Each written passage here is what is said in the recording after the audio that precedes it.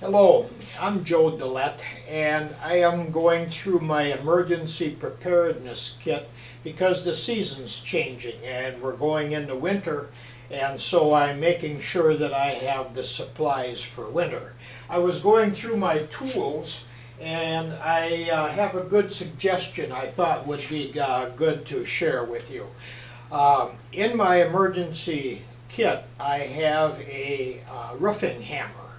And what I did with the roofing hammer, first of all, I have a protection on the thing because I took the hatchet part of the roofing hammer and I sharpened it very sharp. So it's like a razor sharp blade on the roofing hammer. And so you can use that as a hatchet to cut firewood or whatever. So for a survivalist kit would work very well, and for your emergency preparedness kit. So you have a hammer, you have the hatchet, and then what I'm also doing is I am polishing now a spot on the flat spot here so I can make a mirror out of it. In polishing to make this mirror, what I'm doing is I'm using sandpaper and I'm going progressively fine, and I will polish it with a buffing wheel at the end.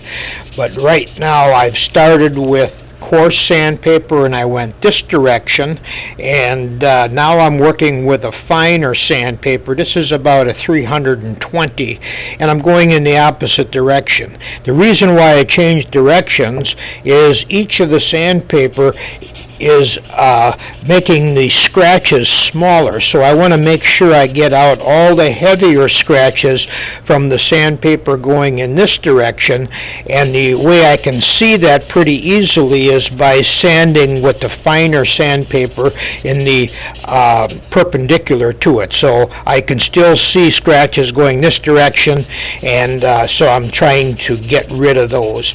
Then when I go to the next step, the next finer sandpaper will probably be about a 600 grit emery, and I will be going in this direction to get rid of all of these lines. So this is a 600 grit emery, and from this I will go right to the buffing wheel. So most of my scratches are off. You can kind of see a pretty nice shine on it. The thing about this is the surface is a little bit convex, which is a magnifying effect for the mirror, and if you are signaling with it, it spreads the beam out, which is ideal because you don't have to focus it right on the target that you're trying to signal to, so it widens it out more.